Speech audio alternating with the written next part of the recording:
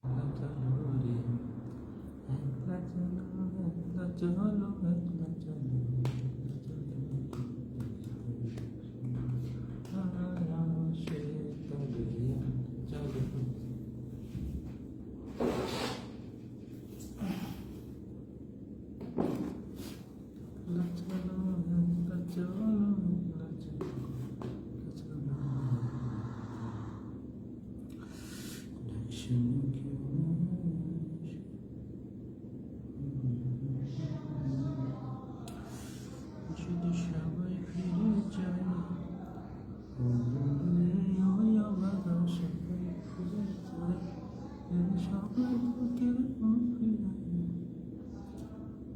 আলাইকুম।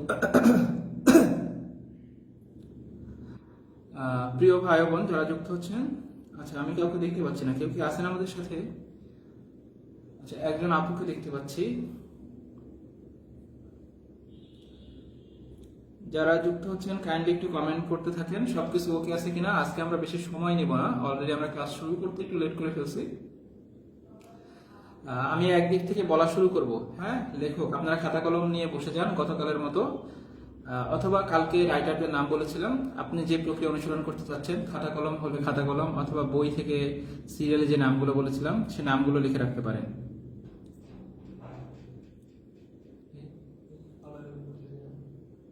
আচ্ছা আমি শুরু করতেছি। হ্যাঁ আমি ক্লাস শুরু করতেছি। আচ্ছা ক্লাস 15তে শুরু হওয়ার কথা ছিল, আমি একটু আগে সব চেক করে নিচ্ছি। 1 মিনিট আছে, আমরা আর 1-2 মিনিট পরেই ক্লাসটা শুরু করতে পারি। এই ফাঁকে আপনারা একটু কাইন্ডলি আমাকে জানান যে কথা শুনতে পাচ্ছেন কিনা। ওকে আছে ভাইয়া, আচ্ছা ভাইয়া ধন্যবাদ। আসসালামু আলাইকুম ভাইয়া। ওয়ালাইকুম আসসালাম। সবাই খাতা কলম নিয়ে অথবা বই নিয়ে যে যেভাবে করতে চান বা রাখতে চান, ক্লাসে লিখে রাখতে চান অথবা বইয়ে দাগ দিয়ে চান, সেভাবে বসে যান। আমরা গতকাল যে কয়েকজন রাইটার বলেছিলাম সেই কয়েকজন রাইটার আজকে আমরা পড়ার চেষ্টা করবো। হ্যাঁ মানে পড়ার চেষ্টা করব।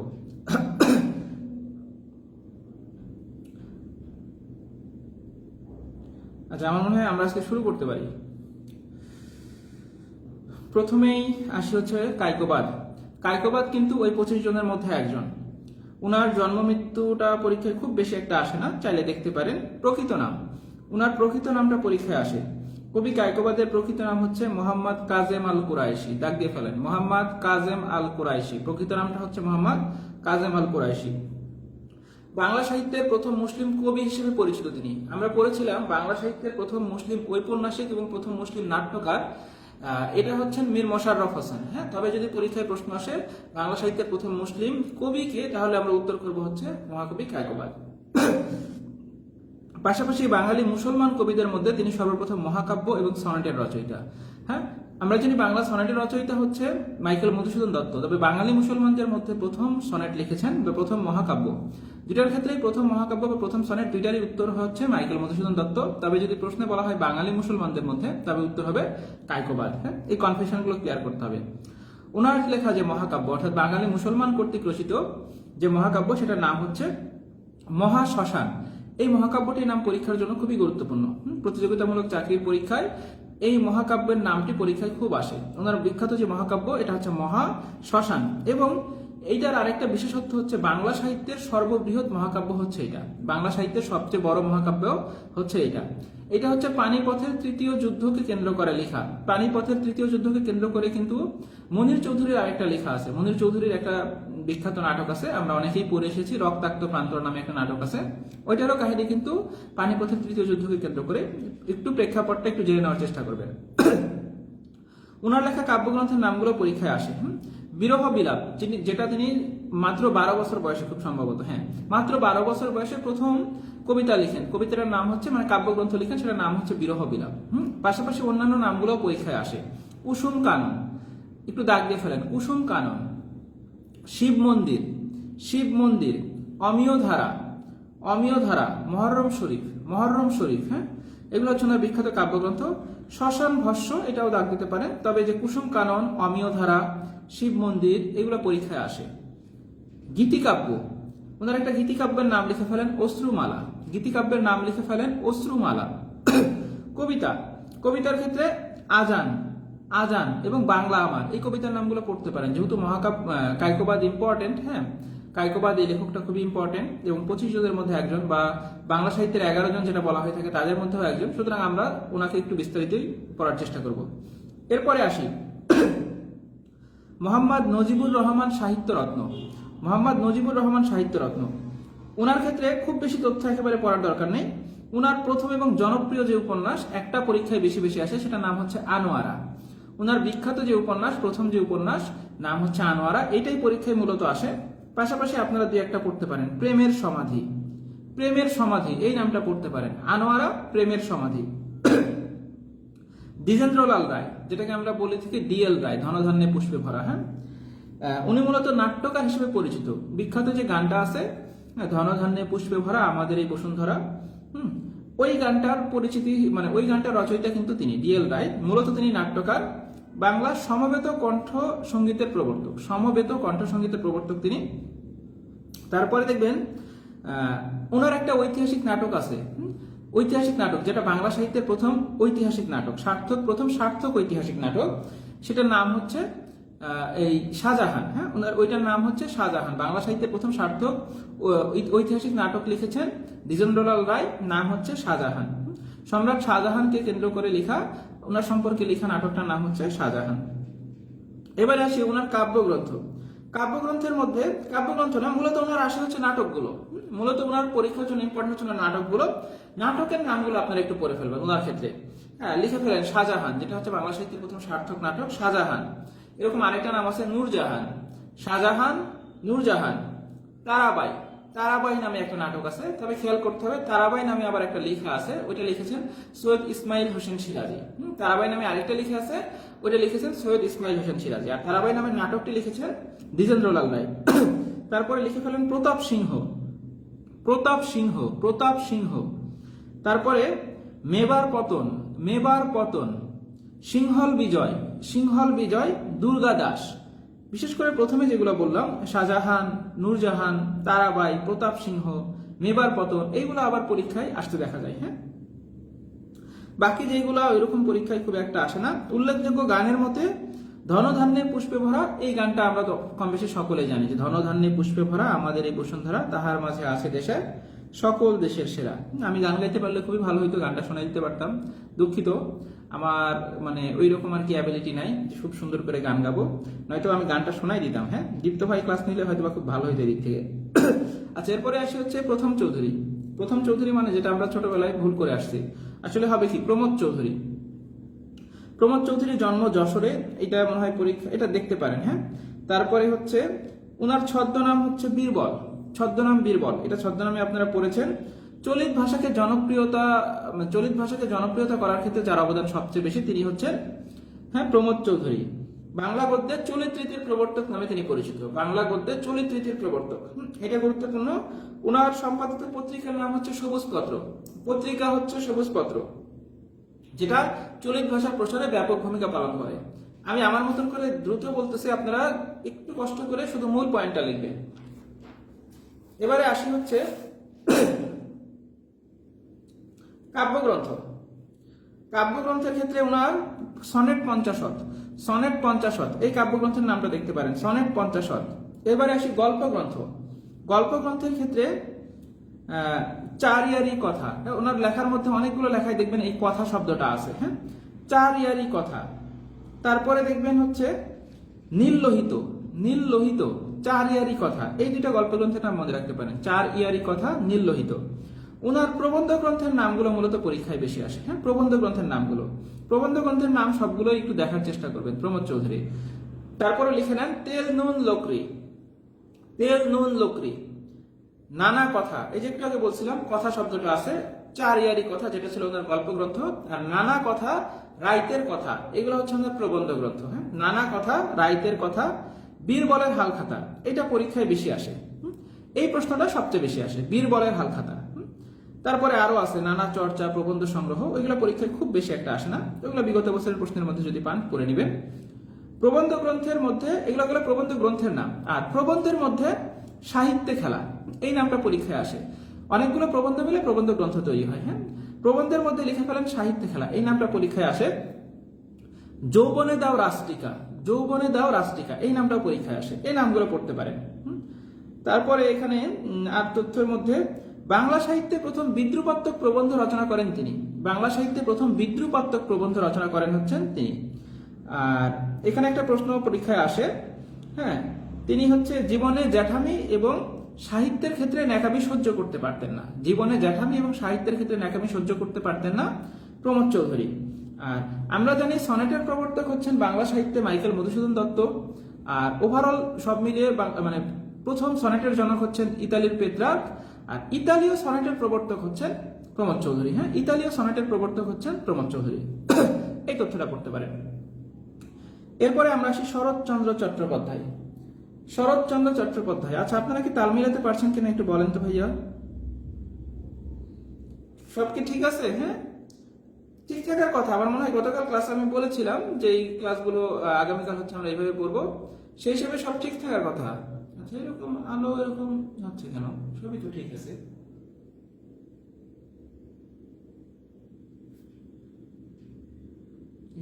আমার ফেস আসলে আলো একবার এদিক একবার আপ ডাউন করতেছে, আমি আবার চলে গেলে এরকম হচ্ছে না, এরকম ভাবে বলি তাহলে। সব ঠিক আছে কিনা একটু বলেন তো ভাইয়া।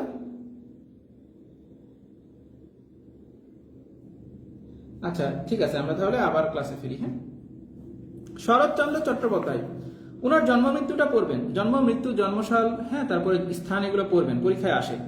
ওনার পরিচিতি, এগুলো যদিও আমরা ক্লাসে পড়ছি তো এই জন্য আমি দ্রুত আগাচ্ছি, যে উপাধি ছদ্মনাম এগুলো পড়া হয়ে গেছে। পরিচিতির ক্ষেত্রে দেখবেন বাংলা সাহিত্যের অপরাজেয় কথাশিল্পী নামে তিনি পরিচিত, বাংলা সাহিত্যের অপরাজেয় কথা সাহিত্যিক। হ্যাঁ, এটা ওনার পরিচিতি। ওনার ছদ্মনাম, উনি অনেকগুলো ছদ্মনাম ব্যবহার করতেন, প্রায় 60টার মতন ছদ্মনাম ব্যবহার করতেন। পরীক্ষার ক্ষেত্রে অনিলা দেবী, এইটা মূলত পরীক্ষায় আসে। অনিলা দেবী ওনার বড় বোনের নাম। হ্যাঁ, অনিলা দেবী ছদ্মনাম ব্যবহার করে তিনি লিখতেন। আরো আছে অপরাজিতা দেবী বা শ্রীকান্ত শর্মা, আরো কিছু আছে, পরশুরাম। পরশুরাম কিন্তু আবার আরেকটা লেখকের ছদ্মনাম, সেটা মনে হয় রাজশেখর বসুর। হ্যাঁ, রাজশেখর বসু যিনি ছিলেন, ওনার ছদ্মনাম হচ্ছে পরশুরাম। বাকি নামগুলো দেখবেন, তবে সবগুলো হয়তো মনে নাও থাকতে পারে, পারলে খুবই ভালো। বিশেষ করে অনিলা দেবী, শ্রীকান্ত শর্মা, রাজশেখর বসু, অপরাজিতা দেবী, এই নামগুলো মনে রাখতে পারেন। হ্যাঁ, তিনি হচ্ছে এই যে 1936 সালে ঢাকা বিশ্ববিদ্যালয় থেকে ডিলিট পুরস্কার পান, এটা পরীক্ষায় আসে।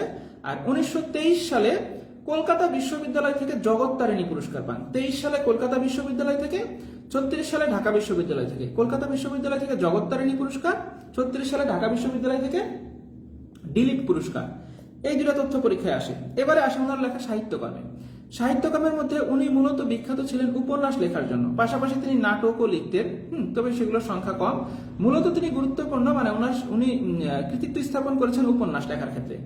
তো উপন্যাস ক্ষেত্রে আমি একটা বিষয় বলি, আপনারা চেষ্টা করবেন, আমি গতকাল ক্লাসে বলেছিলাম বঙ্কিমচন্দ্র, রবীন্দ্রনাথ, শরৎচন্দ্র, ওনাদের লেখা উপন্যাসগুলোর পড়ার সময় ওই উপন্যাসটা কোন প্রেক্ষাপটে লেখা হয়েছে, এবং কিছু কিছু উপন্যাসের ক্ষেত্রে চরিত্র এবং উক্তিগুলো আমরা একটু দেখার চেষ্টা করবো, মানে প্রেক্ষাপটগুলো জানার চেষ্টা করবো। চেষ্টা করবেন এই তিনজন রাইটারের উপন্যাসটা আসলে কোন প্রেক্ষাপটে রচনা করা হয়েছে এটা একটু জানবেন। আমি নামগুলো বলতেছি। হ্যাঁ, বড় দিদি, যেটা ওনার লেখা প্রথম উপন্যাস, ওনার লেখা প্রথম উপন্যাসের নাম হচ্ছে বড় দিদি, 1907 সালে লিখেন, সালটাও মনে রাখতে পারেন। হ্যাঁ, আবার মেজো দিদি ওনার নামে ওনার আরেকটা লেখা আছে, এটা হচ্ছে বড় দিদি, মেজো দিদি নামে একটা লেখা আছে, ওটা খুব সম্ভবত ওনার একটা গল্প। হ্যাঁ, ওনার একটা গল্প হচ্ছে মেজো দিদি। শ্রীকান্ত ওনার সর্বশ্রেষ্ঠ লেখা, আপনারা প্রত্যেকেই শ্রীকান্তের কাহিনীটা একটু জানার চেষ্টা করবেন। শ্রীকান্ত 4টা খণ্ডে লেখা আছে, শ্রীকান্ত ওনার শ্রেষ্ঠ উপন্যাস, শ্রীকান্তের কোন কোন চরিত্রগুলো আছে এবং শ্রীকান্তের যে কাহিনীটা আছে প্রত্যেকে এটা জানার চেষ্টা করবেন। হ্যাঁ, এটা পরীক্ষার জন্য গুরুত্বপূর্ণ। পল্লী সমাজ, হ্যাঁ, পল্লী সমাজের কাহিনীটা জানবেন, পল্লী সমাজ কি বিষয়ের উপরে লেখা এটা দেখবেন। পল্লী সমাজ, চরিত্রহীন, আমি এখন খালি নামগুলো বলে যাই, আপনারা এর ভিতরের প্রেক্ষাপটের কাহিনীগুলো একটু দেখবেন, বিশেষ করে বিগত বছরে দেখবেন কয়েকটা থেকে প্রশ্ন আসছে, ওইগুলো ভালোভাবে পড়ে ফেলবেন। হ্যাঁ, চরিত্রহীন। তারপরে গৃহদাহ, হ্যাঁ, ত্রিভুজ প্রেমের উপন্যাস নিয়ে এলো সুরেশ, মহিম এবং অচল, পরীক্ষায় আসে গৃহদাহ প্রেমের কাহিনীটা। দেবদাস, এটা মনে হয় বলতে হবে না, আপনারা শাহরুখ খানের সিনেমা মনে হয় কম বেশি সবাই দেখেছেন। দেবদাস। দেনা পাওনা, দেনা পাওনা, দেনা পাওনা নামে আবার একটা বিষয় আছে, দেনা পাওনা এটা হচ্ছে উপন্যাস। দেনা পাওনা নামে কিন্তু একটা ছোট গল্প আছে। যদি পরীক্ষায় প্রশ্ন আসে দেনা পাওনা নামের উপন্যাসটিকে লিখেছেন, উত্তর হবে শরৎচন্দ্র চট্টোপাধ্যায়। তবে পরীক্ষায় যদি প্রশ্ন আসে দেনা পাওনা নামের ছোট গল্পটিকে লিখেছেন, তখন আবার উত্তর করতে হবে রবীন্দ্রনাথ ঠাকুর। হ্যাঁ, প্রশ্নটা পরীক্ষায় আসে এবং কনফিউশন হয়। শেষ প্রশ্ন, এই যে শেষ শব্দটা দিয়ে বেশ কিছু লেখা আছে। শেষের কবিতা, এটা কার বলেন তো? এটা রবীন্দ্রনাথ ঠাকুরের লেখা বিখ্যাত একটা উপন্যাস। হ্যাঁ, শেষের কবিতা, রবীন্দ্রনাথ ঠাকুরের আরেকটা লেখা আছে যার নামই হচ্ছে শেষ লেখা। এটা হচ্ছে ওনার একটা কাব্যগ্রন্থ। শেষ লেখা রবীন্দ্রনাথ ঠাকুরের কাব্যগ্রন্থ, শেষের কবিতা রবীন্দ্রনাথ ঠাকুরের উপন্যাস। আবার শেষ এই শব্দটা দিয়ে শরৎচন্দ্রের দুইটা লেখা আছে, শেষ প্রশ্ন, শেষের পরিচয়। শেষ প্রশ্ন এবং শেষের পরিচয়, এই দুইটা হচ্ছে রবীন্দ্রনাথ ঠাকুরের লেখা বিখ্যাত উপন্যাস। হ্যাঁ, এইগুলো কনফিউশনগুলো ক্লিয়ার করবেন। পথের দাবি, পথের দাবি ওনার একটা রাজনৈতিক উপন্যাস, যেটা সরকার কর্তৃক বাজেয়াপ্ত হয়। হ্যাঁ, সরকার কর্তৃক বাজেয়াপ্ত হয়, পথের দাবি। তারপরে বিপ্রদাস, এই নামটা একটু দেখেন, বিপ্রদাস। হ্যাঁ, আমি আরো কিছু নাম বলতেছি, যেগুলো বললাম এগুলোর একটু কাহিনীর ভিতরের প্রেক্ষাপটগুলো একটু জানতে পারেন, আর বাকি যেগুলো বলছি এগুলোর নামগুলো জানতেই চলবে। বাকি নামগুলো কিন্তু আসে। বিরাজ বউ, বিরাজ বউ লিখে ফেলেন অথবা দাগ দিয়ে ফেলেন, বিরাজ বউ। বৈকুণ্ঠের উইল, আমরা পড়েছিলাম বঙ্কিমচন্দ্র পড়ার সময় কৃষ্ণকান্তের উইল। কৃষ্ণকান্তের উইল, কৃষ্ণকান্তের উইল হলে বঙ্কিমচন্দ্র, আর যদি বলা হয় বৈকুণ্ঠের উইল তাহলে হবে শরৎচন্দ্র। হ্যাঁ, তারপরে দত্তা, দত্তা। নিষ্কৃতি, নিষ্কৃতি, আরো কিছু আছে। হ্যাঁ, আমি সবগুলো এরকম বললাম না, বিগত বছরের প্রশ্নের মধ্যে যদি আরো কিছু পেয়ে যান সেগুলো একটু পড়বেন। এরপরে আমি আসি হচ্ছে গল্প গ্রন্থে। হ্যাঁ, ওনার লেখা গল্প এবং প্রবন্ধ যেগুলো আছে সেইটার মধ্যে ওনার প্রথম রচিত যে গল্পটা সেটার নাম হচ্ছে মন্দির। প্রথম রচিত গল্পটা মন্দির, এটা পরীক্ষার জন্য খুবই গুরুত্বপূর্ণ এবং এটার জন্য তিনি কিন্তু 1903 সালে কুন্তলীন পুরস্কার পান, এটা মনে রাখবেন। ওনার অন্যান্য যে গল্পগুলো আছে গল্পের নামগুলো পরীক্ষায় আসার মতন। হ্যাঁ, গল্পের নাম সবগুলোই চেষ্টা করবেন একটু মনে রাখার। হ্যাঁ, বিলাসী, এটা আমরা মনে হয় পড়ে এসেছিলাম নবম দশম শ্রেণীতে, না ইন্টারমিডিয়েটে পড়ে এসেছিলাম। হ্যাঁ, নবম দশম শ্রেণীতে মনে হয় বিলাসী। তারপরে অভাগীর স্বর্গ, অভাগীর স্বর্গ। তারপরে দেখবেন এর স্বামী, এটা অতটা আসে না, ছবি, ছবি। আরেকটা লেখা আছে কবি। ছবি হচ্ছে শরৎচন্দ্র চট্টোপাধ্যায়ের, কবি নামে একটা লেখা আছে, এটা মনে হয় লিখেছিলেন তারাশঙ্কর বন্দ্যোপাধ্যায়। হ্যাঁ, তারাশঙ্কর বন্দ্যোপাধ্যায়। মহেশ, এটা আমরা পড়ে এসেছি। হ্যাঁ, মহেশ, গফুর, আমেনা। মহেশ, এটা আমরা পড়ে এসেছি। বিন্দুর ছেলে, লিখে ফেলেন, বিন্দুর ছেলে। রামের সুমতি, রামের সুমতি। অনুরাধা, অনুরাধা। মেজ দিদি, বড় দিদি ছিল উপন্যাস, মেজ দিদি হচ্ছে গল্প। সতী, সতী। মামলার ফল, মামলার ফল। আরো দুই একটা আছে, হরিলক্ষ্মী, কাশীনাথ। হ্যাঁ, এগুলো একটু দেখতে পারেন। ওই ঘুরে ফিরে বিগত বছরের আশাগুলো কিন্তু কোনোভাবে যাতে মিস না হয়। হ্যাঁ, বাকি আমি যেগুলো বললাম এগুলো একটু ভালোভাবে মনে রাখার চেষ্টা করবেন। নারীদের সমাজের অধিকার এবং নারীদের মূল্য নিয়ে ওনার একটা প্রবন্ধ আছে, সেটার নাম হচ্ছে নারীর মূল্য। নারীর মূল্য, যেটা তিনি তার বড় বোনের নাম ব্যবহার করে, বা তিনি যে ছদ্মনামটা ব্যবহার করে, বা যেটা পরীক্ষায় আসে অনিলা দেবী, এই ছদ্মনামটা ব্যবহার করে তিনি লিখেছিলেন। নামটা হচ্ছে কি, প্রবন্ধের নামটা হচ্ছে নারীর মূল্য। তারপরে অন্যান্য প্রবন্ধগুলোর মধ্যে এগুলো একটু মনে রাখবেন, তরুণের বিদ্রোহ, আর একটা হচ্ছে স্বদেশ ও সাহিত্য। স্বদেশ ও সাহিত্য, তরুণের বিদ্রোহ। ওনার এবারে আসি নাটক। নাটকের ক্ষেত্রে তিনটা নাটকের নাম পরীক্ষায় প্রায়ই আসে। হ্যাঁ, ওনার নাটক যদিও উপন্যাসের জন্যই তিনি বিখ্যাত, তবে ওনার তিনটা নাটকের নামও পরীক্ষায় আসে। ষোড়শী, রমা, বিজয়া। ষোড়শী, রমা, বিজয়া। হ্যাঁ, এগুলো হচ্ছে ওনার লেখা বিখ্যাত নাটক। আর বইয়ের মধ্যে দেখবেন ওভারঅল যা বলে আসলাম, ওনার বিখ্যাত উপন্যাসগুলো থেকে যে চরিত্রগুলো আছে সেই চরিত্রগুলো বইয়ের মধ্যে অনেক বই লিস্ট আকারে দেওয়া থাকতে পারে বা নাও থাকতে পারে। চেষ্টা করবেন একটু ওনার লেখা বইয়ের ভিতর থেকে, মানে ওনার লেখা সাহিত্যকর্মের বা উপন্যাসগুলোর মধ্যে থেকে যে চরিত্রগুলো আছে চরিত্রগুলোর নামগুলো একটু পড়ে ফেলা। তাহলে এটা গেল শরৎচন্দ্র। এবারে আসি আমরা হচ্ছে দক্ষিণারঞ্জন মিত্র মজুমদার।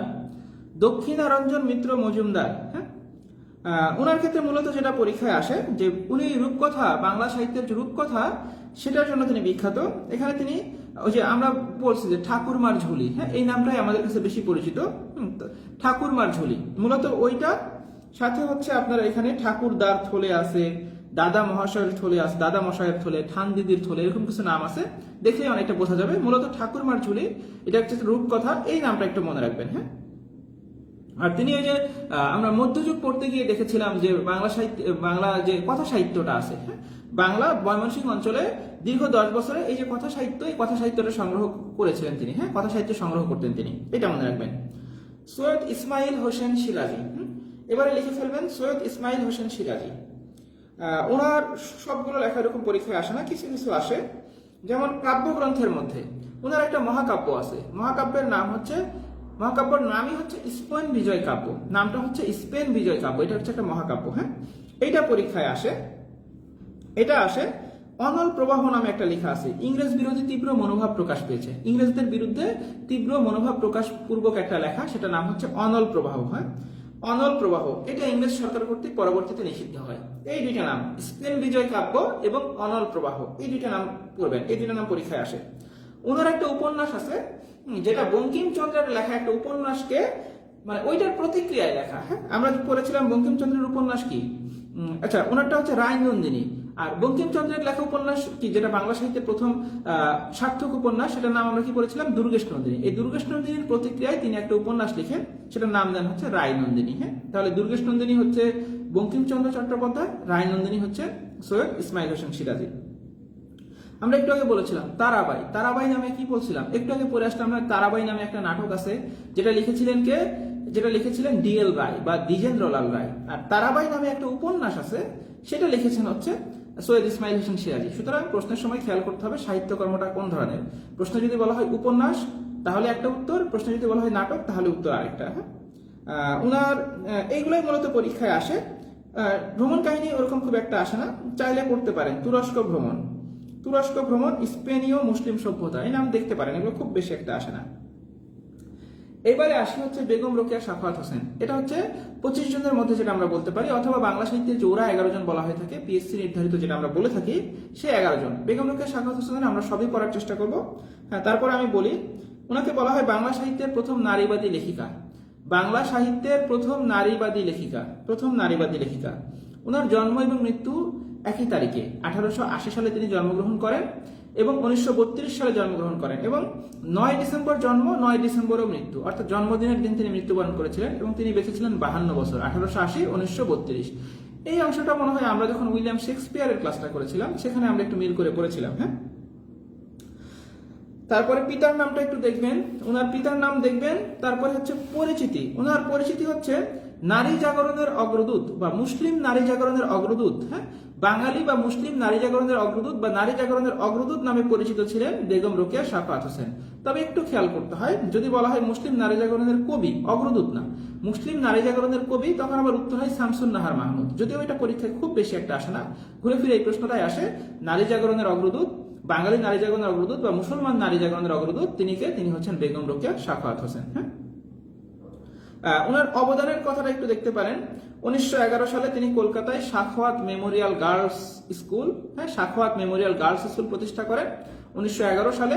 আর 1916 সালে তিনি আঞ্জুমান খাওয়াতিনে ইসলাম, যেটা হচ্ছে মুসলিম মহিলা সমিতি, এর পূর্ণরূপ মানে বাংলা অর্থটা, এটা প্রতিষ্ঠা করেন। এটা দেখতে পারেন। এবারে আসি মূলত যেটা গুরুত্বপূর্ণ, যেটা হচ্ছে ওনার সাহিত্যকর্ম। ওনার সাহিত্যকর্মের ক্ষেত্রে একটু কনফিউশন হয় কোনটা উপন্যাস কোনটা, আমরা আপাতত পড়ি, এগুলো আমরা পরে ক্লিয়ার করবো। হ্যাঁ, প্রবন্ধ গ্রন্থ, ওনার লেখা প্রথম যে গ্রন্থটা সেটার নাম হচ্ছে মতিচুর। ওনার লেখা প্রথম যে গ্রন্থটা, হ্যাঁ সেটার নাম হচ্ছে মতিচুর। ওনার শ্রেষ্ঠ যে গ্রন্থটা সেটার নাম হচ্ছে অবরোধ বাসিনী। শ্রেষ্ঠ যে প্রবন্ধ গ্রন্থটা সেটার নাম হচ্ছে অবরোধ বাসিনী। আর ওনার শেষ রচনা হচ্ছে নারীর অধিকার। মতিচুর হচ্ছে প্রথম, নারীর অধিকার হচ্ছে শেষ, আর শ্রেষ্ঠ হচ্ছে অবরোধ বাসিনী। এই অবরোধ বাসিনী এই নামটা পরীক্ষায় বেশি বেশি আসে, খুব আসে, মতিচুরও মাঝে মাঝে আসে। উপন্যাসের ক্ষেত্রে ইংরেজিতে লেখা ওনার প্রথম যে উপন্যাসটা, সেটার নাম হচ্ছে সুলতানাস ড্রিম, সুলতানার স্বপ্ন। হ্যাঁ, সুলতানার স্বপ্ন, এটা তিনি নিজেই অনুবাদ করেন। এখানে একটা মানে এটা সম্পর্কে একটু জেনে জানতে পারেন, হ্যাঁ একটু ভিতরে তথ্যগুলো জানতে পারেন। আর ওনার আরেকটা উপন্যাস আছে, যদিও এটাকে বলা হয় উপন্যাস সমগদ্য এরকম টাইপের বলা হয়, সেটার নাম হচ্ছে পদ্মরাগ। হ্যাঁ, সেটা হচ্ছে পদ্মরাগ। পদ্মরাগ, এই পদ্ম নাম নিয়ে কিন্তু আবার বাংলা সাহিত্যে একই নামের সাহিত্যকর্মের মধ্যে কিছু কনফিউশন হতে পারে। পদ্মরাগ নামটা নিয়ে, পদ্ম শব্দটা দিয়ে, পদ্ম গোখরো, পদ্মরাগ, আরো কি কি আছে আমার এই মুহূর্তে মনে নেই। আপনারা যখন পড়তে যাবেন পদ্ম নামটা যেখানে যেখানে পাবেন সেটা ভালোভাবে পড়ে ফেলবেন। পদ্মাবতী, তারপরে আর পদ্মাবতী নামেই তো 3টা জায়গায় কনফিউশন হয়, পদ্ম গোখরো আছে, পদ্মরাগ আছে, মাইকেল মধুসূদন দত্তের পদ্ম নাকি যারা একটা কাজে পদ্ম দেখে একটা আছে না, অনেকগুলো আছে, এটা একটু খেয়াল করবেন পড়ার সময়। এবার আমরা আসি ডক্টর মোহাম্মদ শহীদুল্লাহ। ডক্টর মোহাম্মদ শহীদুল্লাহ, ওনার ক্ষেত্রে জন্মটা দেখতে পারেন। মূলত ওনার পরিচিতি হচ্ছে বহু ভাষাবিদ পণ্ডিত। হ্যাঁ, বহু ভাষাবিদ পণ্ডিত, বহু ভাষাবিদ পণ্ডিত বা ভাষাবিজ্ঞানী, গবেষক, বিশেষ করে ভাষার সাথে জড়িত যে অংশটা সেটার সাথে ডক্টর মোহাম্মদ শহীদুল্লাহ নামটা চলে আসে। এইটা ওনার একটা অভিধান আছে, বাংলা ভাষায় বেশ কয়েকজন বিখ্যাত ব্যক্তিবর্গ বা গবেষক আছেন যারা অভিধানের উপরে লিখেছেন, নামগুলো পড়বেন। ওনার লেখা অভিধানটা হচ্ছে বাংলা ভাষার আঞ্চলিক অভিধান। আঞ্চলিক শব্দটা যেখানে থাকবে, বাংলা ভাষার আঞ্চলিক অভিধান লিখেছেন ডক্টর মোহাম্মদ শহীদুল্লাহ, 1960 সালে লিখেন। এটা মনে হয় একবার পরীক্ষায় এসেছিল। ওনার পত্রিকার ক্ষেত্রে আঙুর নামে একটা পত্রিকা সম্পাদনা করেন, আঙুর নামে একটা পত্রিকা, হ্যাঁ, খুব সম্ভবত শিশুদের জন্য, আমার এক্সাক্ট মনে নাই। ওনার মৃত্যুটা একবার পরীক্ষায় এসেছিল। ডক্টর মোহাম্মদ শহীদুল্লাহ 1969 সালে 13 জুলাই মৃত্যুবরণ করেন। সেই হিসেবে এটা দেখে রাখতে পারেন। ঢাকা বিশ্ববিদ্যালয়ের কার্জন হলে ওনাকে সমাহিত করা হয়। সাহিত্যের ক্ষেত্রে, হ্যাঁ, ওনার লেখা সাহিত্যকর্মের ক্ষেত্রে বাংলা ভাষার ইতিবৃত্ত, এখানে দেখবেন এই জাতীয় সাহিত্যকর্মের নাম নিয়ে খুব কনফিউশন হয়। হ্যাঁ, বাংলা ভাষার এইটা, শুধু ভাষার ইতিবৃত্ত, বাংলা ভাষার ইতিবৃত্ত, বাংলা সাহিত্যের কথা, বেশ কিছু কনফিউশন হয়। এই জাতীয় যত কনফিউশন আছে সবগুলো একত্র করে এক জায়গায় করে পড়ার চেষ্টা করবেন। হ্যাঁ, আর ওনার লেখা হচ্ছে বাংলা ভাষার ইতিবৃত্ত, বাংলা ভাষার ইতিবৃত্ত, হ্যাঁ, ভাষা বিষয়ক লেখা, এইটা মনে রাখবেন। বাংলা সাহিত্যের কথা, হ্যাঁ, বাংলা সাহিত্যের কথা, শব্দগুলো এরকমই থাকবে, বাকিগুলো যখন মিল করে পড়বেন তখন বুঝতে পারবেন। বাংলা সাহিত্যের কথা, এটা হচ্ছে ওনার ইতিহাস বিষয়ক একটা লেখা, বাংলা সাহিত্যের ইতিহাস বিষয়ক একটা লেখা, বাংলা সাহিত্যের কথা। আরেকটা বললাম ভাষা বিষয়ক, সেটা হচ্ছে বাংলা ভাষার ইতিবৃত্ত, হ্যাঁ, নাম দুটো এইভাবেই পড়তে হবে। চর্যাপদ সম্পর্কিত ওনার একটা বই আছে যেটা আমরা পড়ে এসেছিলাম, হ্যাঁ, বুদ্ধিস্ট মিস্টিক সং, হ্যাঁ, এটা হচ্ছে চর্যাপদ সম্পর্কিত, এটা আমরা আগেই পড়ছি। তারপর অনুবাদের ক্ষেত্রে ওনার একটা অনুবাদ গ্রন্থের নাম মনে রাখতে পারেন, বাণী শিক ওয়া ও জওয়াব ই শিকওয়া। হ্যাঁ, এটা কি বললাম, বাণী শিক ওয়া ও জওয়াব ও শিকওয়া, হ্যাঁ, এই নামটা একটু দেখতে পারেন। দেখেন ওনারও পদ্মাবতী নামে একটা সম্পাদিত গ্রন্থ আছে, যদি এটা পরীক্ষায় খুব একটা আসে না। এই যেগুলো বললাম মূলত এইগুলাই, যে কয়েকটা বললাম এগুলাই পরীক্ষায় আসে। এরপরে আমরা আসি এস ওয়াজেদ আলী। ওনার একটা উপন্যাসের নাম, ঐতিহাসিক একটা উপন্যাস, এইটা পরীক্ষায় একবার দুইবার আসতে দেখা গেছে, গ্রানাডার শেষ বীর। হ্যাঁ, তারপরে প্রবন্ধ গ্রন্থের মধ্যে লিখতে পারেন ভবিষ্যতের বাঙালি, লিখে ফেলতে পারেন ভবিষ্যতের বাঙালি। ভ্রমণ কাহিনী, এই দুইটা পরীক্ষায় আসতে দেখা গেছে, ভ্রমণ কাহিনীটা আসছে কিনা আমার জানা নেই, মনে হয় আসে নাই। মোটর যোগে রাঁচি সফর, তবে উপন্যাসের নামটা এবং প্রবন্ধ গ্রন্থের নামটা পড়তে পারেন। গ্রানাডার শেষ বীর হচ্ছে উপন্যাস, আর ভবিষ্যতের বাঙালি হচ্ছে প্রবন্ধ গ্রন্থ। এবারে আসি বিভূতিভূষণ বন্দ্যোপাধ্যায়, উনি আবার পরীক্ষার জন্য খুবই গুরুত্বপূর্ণ। হ্যাঁ, 25 জনের মধ্যে একজন, এবং পরীক্ষায় প্রায় ওনার কাছ থেকে পরীক্ষায় প্রশ্ন আসে, বিসিএস থেকে শুরু করে যে কোনো প্রতিযোগিতামূলক চাকরির পরীক্ষায়। উইলিয়াম ওর্ডসওয়ার্থ হচ্ছে না ইংরেজি সাহিত্যে যে উইলিয়াম ওর্ডসওয়ার্থ, ওনার সাথে তুলনা করা হয় বাংলা সাহিত্যে, হ্যাঁ, বিভূতিভূষণ বন্দ্যোপাধ্যায়কে। আমরা সাহিত্যে চলে আসি। ওনার লেখা প্রথম এবং সর্বশ্রেষ্ঠ যে উপন্যাসটা, সেটা নাম হচ্ছে পথের পাঁচালী, সালটাও মনে রাখবেন 1929 সাল। হ্যাঁ, ওনার লেখা সর্বপ্রথম এবং সর্বশ্রেষ্ঠ হচ্ছে পথের পাঁচালী। চেষ্টা করবেন প্রত্যেকেই পথের পাঁচালীর প্রেক্ষাপটটা ভালোভাবে পড়ে নেওয়ার। পথের পাঁচালী কয়টা ভাগে ভাগ আছে, চরিত্রগুলো কি, হ্যাঁ, এটার প্রেক্ষাপটটা কি, কাহিনীটা কি, সবই একটু জানার চেষ্টা করবেন, এটা খুবই গুরুত্বপূর্ণ। হ্যাঁ, এইটা। এরপরে দেখেন ওনার যে দ্বিতীয় উপন্যাস, সেটার নাম হচ্ছে অপরাজিত। মূলত পথের পাঁচালী যে উপন্যাসটা আছে, এইটারই দ্বিতীয় খণ্ডটাকেই বলা হয় অপরাজিত। হ্যাঁ, এইটারও ওই একই রকমই, ওই উপন্যাসের কাহিনী, প্রেক্ষাপট বা চরিত্রগুলো একটু দেখতে পারেন। মূলত পথের পাঁচালীটাই ভালোভাবে দেখবেন। অন্যান্য যেগুলো আছে ওনার যে উপন্যাসগুলো, ওইগুলোর নামগুলো একটু দেখবেন, এবং যদি বইয়ের মধ্যে এরকম থাকে যে এটা এই বিষয়ক লেখা, বা ওইটা বিগত বছর পড়তে গেলেও পাবেন।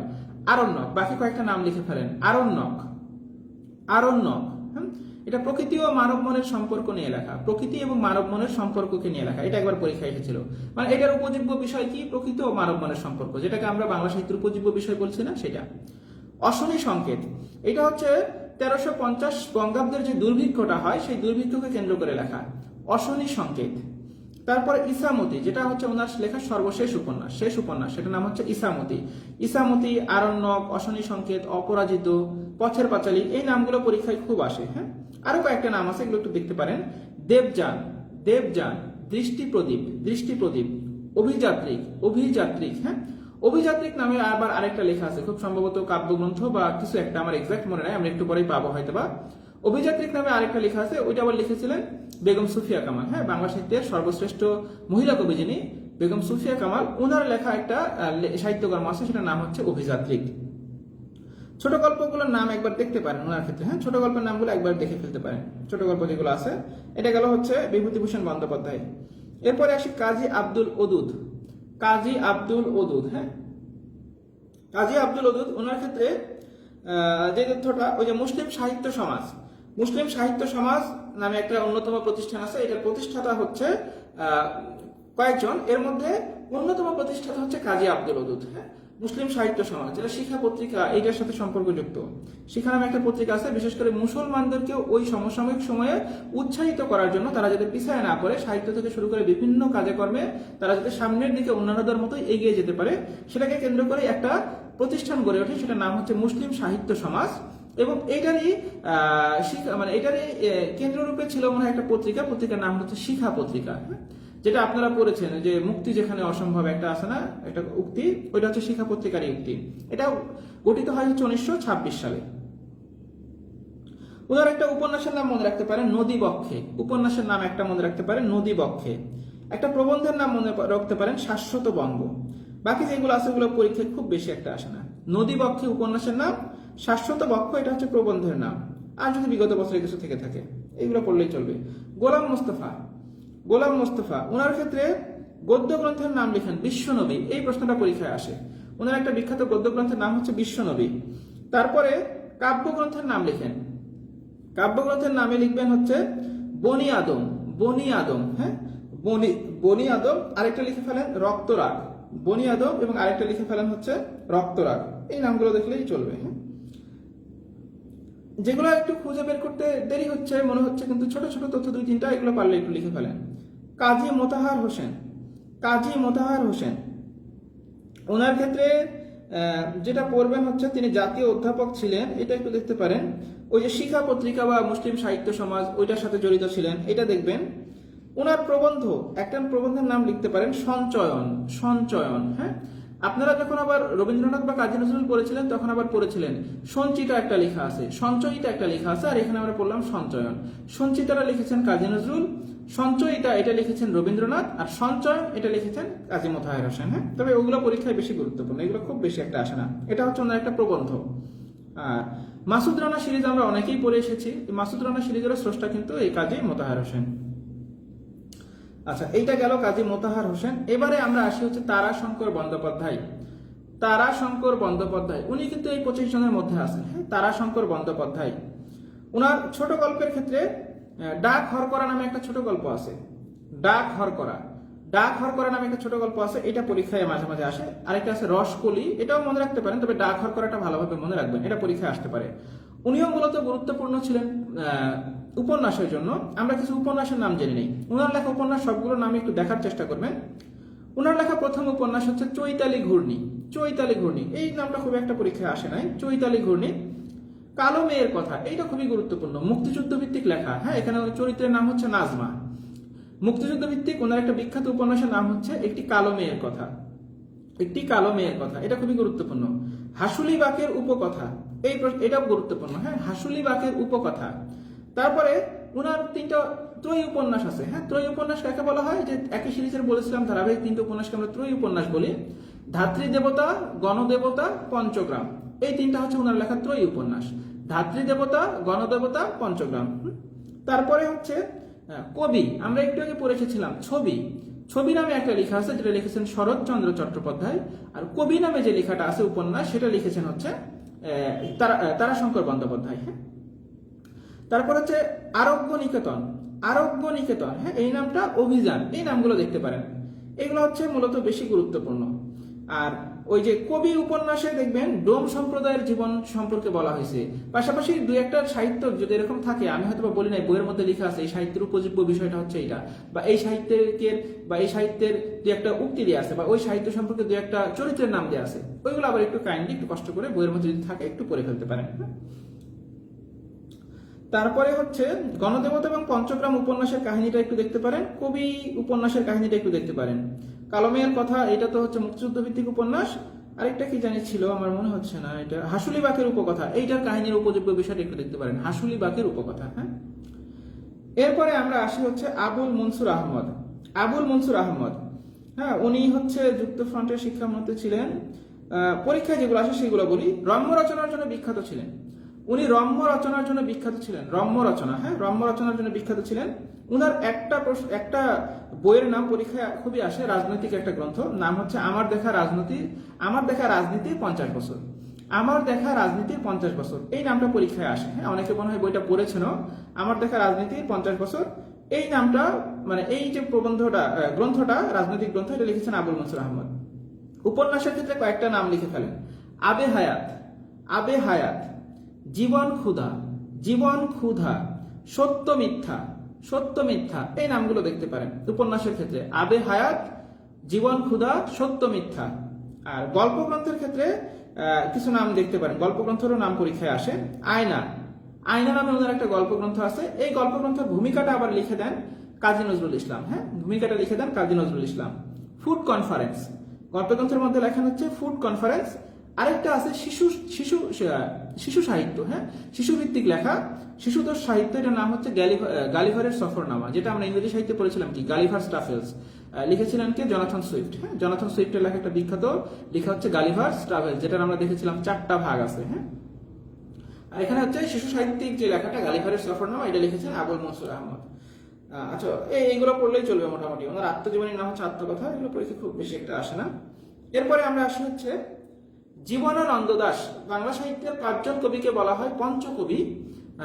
পঞ্চকবি কি না, পঞ্চপাণ্ডব, ভুল বললাম। পঞ্চপাণ্ডব এবং পঞ্চকবির মধ্যে পার্থক্য আছে।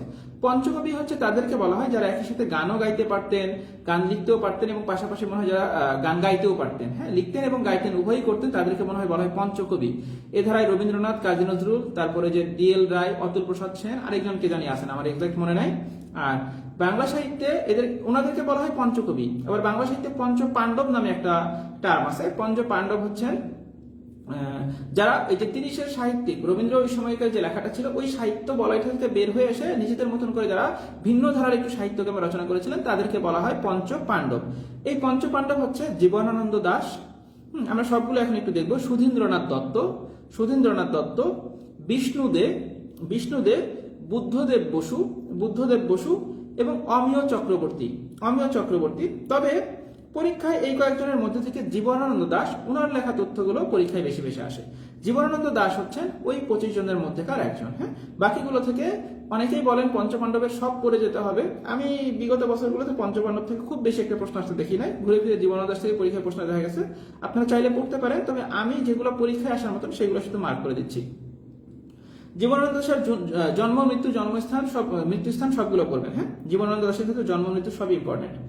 উনি ছিলেন 30 দশকের একজন কবি এবং পঞ্চপাণ্ডবদের একজন। এটা তো বললামই। এবং ওনার মাও কিন্তু একজন কবি ছিলেন, কুসুম কুমারী দাস। আপনারা অনেকেই নাম শুনেছেন। জীবনানন্দ দাশের মা ছিলেন কুসুম কুমারী দাস, তিনিও একজন কবি ছিলেন। পরীক্ষায় মনে হয় এরকম প্রশ্ন একবার এসেছিল, কোন কবির মাও একজন কবি? উত্তর হবে কি জীবনানন্দ দাশ। উপাধি, উনার অনেকগুলো উপাধি আছে, 6টা-7টা উপাধি উনার। হ্যাঁ, এবং সবগুলোই প্রায় পরীক্ষায় আসে। দেখেন, এর মধ্যে একটা মনে হয় রবীন্দ্রনাথ ঠাকুর ওনাকে উপাধি দেন, একটা দেন হচ্ছে বুদ্ধদেব বসু, মানে এই যুগেরই একজন, ওনার সাথেকারই সমসাময়িক সময়েরই একজন দেন হচ্ছে ওনাকে একটা উপাধি। ওনার বুদ্ধদেব বসু ওনাকে যে উপাধিটা দেন সেটা হচ্ছে নির্জনতম কবি। হ্যাঁ, নির্জনতম কবি, এই উপাধিটা দেন ওনাকে হচ্ছে বুদ্ধদেব বসু। আর রূপসী বাংলার কবি, রূপসী বাংলা বলতেছি, চিত্ররূপময় কবি, চিত্ররূপময় কবি, এই উপাধিটা তাকে দেন হচ্ছে রবীন্দ্রনাথ ঠাকুর। এই দুটো আলাদাভাবে মনে রাখবেন। নির্জনতম কবি এই উপাধিটা দিয়েছেন বুদ্ধদেব বসু, রবীন্দ্রনাথ ঠাকুর দিয়েছেন চিত্ররূপময় কবি। পাশাপাশি ওনার বাকি যে উপাধিগুলো আছে এইগুলোও পরীক্ষার জন্য খুবই গুরুত্বপূর্ণ। ধূসরতার কবি, ধূসরতার কবি, এটা তাও মনে হয় খুব বেশি আসে নাই। তিমির হননের কবি, এটা পরীক্ষায় আসে। তিমির হননের কবি সবচেয়ে বেশি আসে হচ্ছে এইটা। রূপসী বাংলার কবি, এটা সবচেয়ে বেশি পরীক্ষায় আসে, রূপসী বাংলার কবি। তারপরে হচ্ছে প্রকৃতির কবি, প্রকৃতির কবি, পাই হয়ে গেছে। তারপরে হচ্ছে জনবিচ্ছিন্ন কবি, জনবিচ্ছিন্ন কবি। হ্যাঁ, জনবিচ্ছিন্ন কবি, বিশেষ করে যেগুলো আমি বললাম, নির্জনতম কবি, তারপর হচ্ছে চিত্ররূপময় কবি, তারপরে হচ্ছে রূপসী বাংলার কবি, তিমির হরণের কবি, প্রকৃতির কবি, ধূসরতার কবি। এগুলো একটু কষ্ট হলেও মনে করে ফেলবেন। হ্যাঁ, এই প্রশ্নগুলো ওনার ক্ষেত্রে পরীক্ষায় খুব আসে। এবারে আসে ওনার সাহিত্যকর্মে। সাহিত্যকর্মের ক্ষেত্রে কাব্যগ্রন্থ, ওনার প্রথম যে কাব্যগ্রন্থ সেটার নাম হচ্ছে ঝরাপালক, এটা পরীক্ষার জন্য খুব গুরুত্বপূর্ণ। ওনার প্রথম যে কাব্যগ্রন্থ সেটার নাম হচ্ছে কি বললাম, ঝরাপালক, এটা পরীক্ষার জন্য গুরুত্বপূর্ণ। তারপরে হচ্ছে বনলতা সেন, আমরা অনেকেই কিছু কিছু হলেই বলি নাটোরের বনলতা সেন, কবিতাটা অনেকে পড়েছেন। বনলতা সেন, এটা খুবই গুরুত্বপূর্ণ। ধূসর পাণ্ডুলিপি, এই নামটাও এটা পরীক্ষায় খুব আসে, ধূসর পাণ্ডুলিপি। তারপরে হচ্ছে 60টি তারার তিমির, 60টি তারার তিমির। হ্যাঁ, তারপর হচ্ছে রূপসী বাংলা, রূপসী বাংলার কবি বললাম না, ওনার একটা লেখায় আছে কাব্যগ্রন্থ, সেটার নামই হচ্ছে রূপসী বাংলা। তারপর হচ্ছে মহাপৃথিবী, মহাপৃথিবী। তারপর হচ্ছে বেলা অবেলা কালো বেলা, হ্যাঁ, বেলা অবেলা কালো বেলা। এই সবগুলো নামই গুরুত্বপূর্ণ, সবগুলোই পরীক্ষায় আসে। জীবনানন্দ দাশ থেকে পরীক্ষায় প্রচুর প্রশ্ন আসে। হ্যাঁ, ঝরাপালক, বনলতা সেন, ধূসর পাণ্ডুলিপি, 60টি তারার তিমির, রূপসী বাংলা, মহাপৃথিবী, বেলা অবেলা কালো বেলা। উপন্যাস, ওনার উপন্যাস তিনটা নাম দিয়ে আছে, নামগুলো সবই মনে রাখবেন, মাঝে মাঝে পরীক্ষায় আসে আর কোন লেখা উপন্যাস। মাল্যবান, মাল্যবান, সতীর্থ, সতীর্থ, কল্যাণী, মাল্যবান, সতীর্থ, কল্যাণী। ওনার একটা প্রবন্ধ গ্রন্থ আছে, না প্রবন্ধ গ্রন্থের নামের মধ্যে আবার কবিতা শব্দটা আছে। লেখাটার নাম হচ্ছে কবিতার কথা। শুনে মনে হতে পারে এটা একটা কবিতা, মূলত এটা কোনো কবিতা না, এটা একটা প্রবন্ধ গ্রন্থ।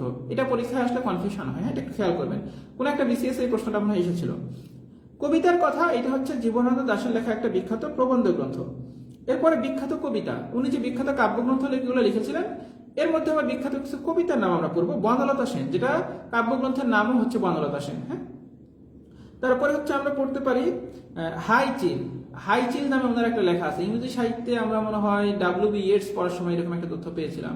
ডাব্লিউ.বি. ইয়েটস না কোনো একটা রাইটার পড়ার সময় এরকম একটা তথ্য পেয়েছিলাম মনে হয়। হ্যাঁ, আবার আসিব ফিরে, এটা ওনার একটা বিখ্যাত কবিতা, আবার আসিব ফিরে।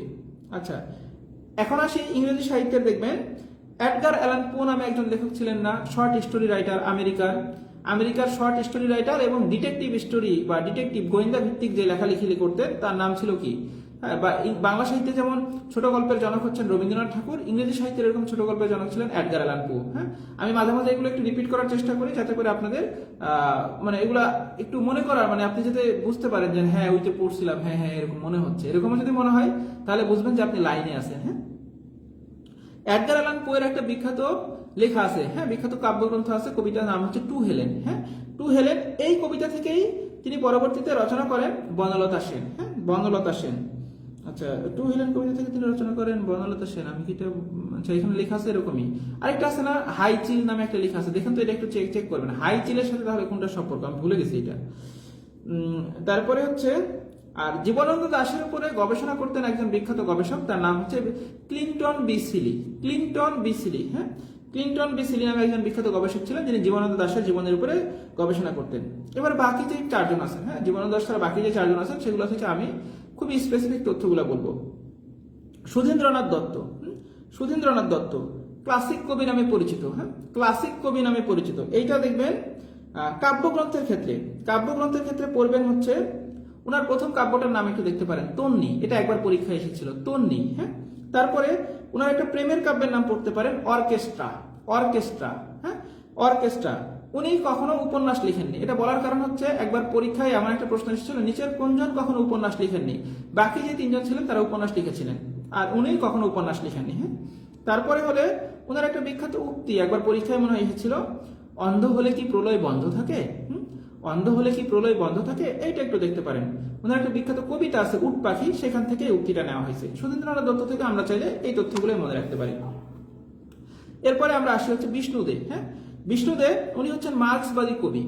বাংলা সাহিত্যে দেখবেন মার্ক্সবাদী কবি হচ্ছেন বিষ্ণুদে, আবার মার্ক্সবাদী একজন ঔপন্যাসিক আছেন, তিনি হচ্ছেন মানিক বন্দ্যোপাধ্যায়। হ্যাঁ, মানিক বন্দ্যোপাধ্যায়, এটা একবার দেখতে পারেন, পরীক্ষায় খুব বেশি আসে এরকম না।